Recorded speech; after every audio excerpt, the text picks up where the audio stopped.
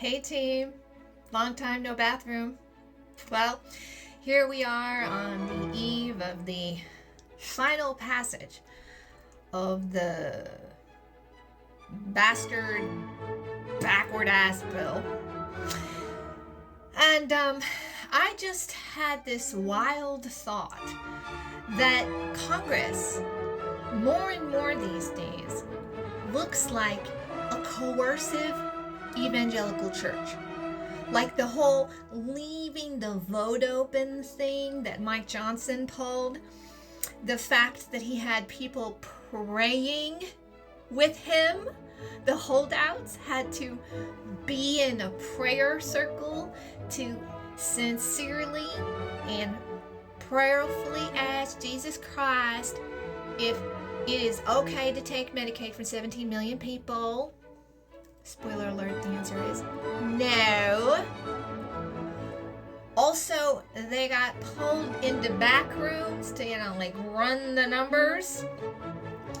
And there were, pictures taken of the holdouts. So, Mikey was like, smile. I'm going to show that to Trump. I mean, honestly, it reminds me of when I ended up, because of a friendship that I had sort of not figured out how to get out of, in a evangelical church. And they kept passing the tithing basket over and over and over. It was like a church service that never ended. I was like, why is church 3 hours? I come from the Protestant background where we are like, all about the potlucks, baby. Church is cool, but let me get that casserole. We're also known for our casserole in the Midwest. That and our mayonnaise sandwiches. Don't miss it. But despite our lack of façon, we did have a damn good time. Like, we would talk about the Jesus. Yes, we talk about the Jesus. We would remember about the commandments, and we would, do Bible studies, and we would nicely get our little embossed Bibles with our name on it. It was a great day, for confirmation. But, church was an hour. And then, if you did Sunday school, maybe 2 hours. Maybe sometimes you went out for coffee afterwards or something like that. Mom and Dad might have one or two friends that they're like, this is a great chance for us to catch up. So we go do something else.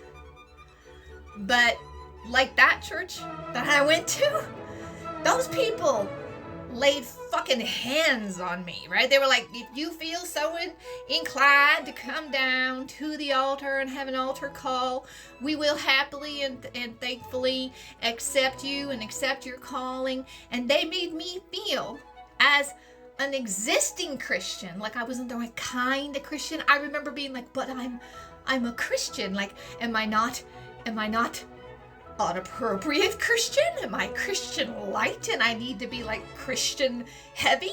Is that the issue? Because I was questioning my faith at that time. And I do believe that it was full of nice people there. I remember being nice people. I was there with my friend, right, who was nice.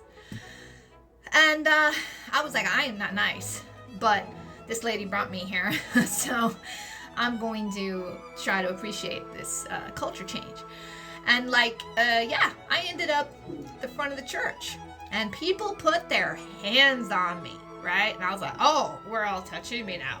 Okay, all right, I guess so. And this is the shit that's happening in Congress.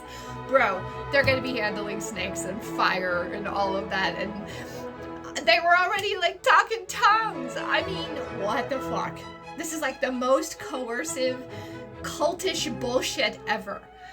I do recall that my friendship with that woman ended thereafter because I was in a real pickle. Like I told you, I wasn't a nice person. I was kind. Let's be honest. I was a kind person. I was not a nice person. I was not the person who said, I'm going to the store. Do you need some milk? I'd be like, I'm gonna get the fuck out of here and you do what you want with the milk. But I'll help you get Social Security benefits. That's my style. So I am, guilty as charged, and I brought her husband in to help me with a guy problem. And it was messy, and it was all a bunch of lies that came out. And there was this weird woman who seemed to be threatening me because she somehow thought that I'd done something with her man. Long story short, it was a fucked up sitch. And her husband, this friend's husband, was a cop. So he found out I was having this concern. I was genuinely concerned for my safety, getting from, say, the subway to my crappy third floor walk-up apartment back then. And he very kindly took me home. It was not in his patrol car. It was just his car. Dropped me off at the front. Made sure no weird woman was stalking around, waiting to get me, because she threatened to do that. And that was that. Well, the friend found out about this and lost her fucking mind. She was like, you could have gotten my husband killed. He's out there fighting every day to keep the streets safe, and he doesn't have time to go wandering around keeping odd women away from you. And, you know, I guess I've kind of changed my opinion about you and who you are. And I was like, oh, what? Kind of, you know, just shocked. And she basically was like, this was a classic line, you know, I pick my friends like I pick my fruit. And she let that hang there. And I was like, oh. So I must be bruised fruit. I felt like bruised fruit. I'd made some mistakes. And this very nice Christian lady took that bruised fruit and she said, I'm gonna turn that shit into wine, and stomp me flat. And that's exactly what Congress is gonna do. And let me just say, Congress, what would Jesus do? And for that, I mean the MAGA and the fake-ass moderates who aren't moderate. What would Jesus do? What did he do?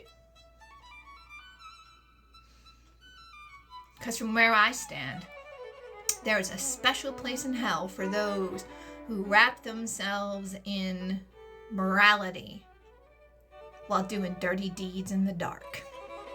Just ask the Catholic Church how that's turned out for them. Your turn's coming. And to my dear friend, man, I hope you guys ended up happy. I'll never understand why you dumped me around like just yesterday's rotten grapes out the back. But I wish you and him the best anyway. All right, that's it from me.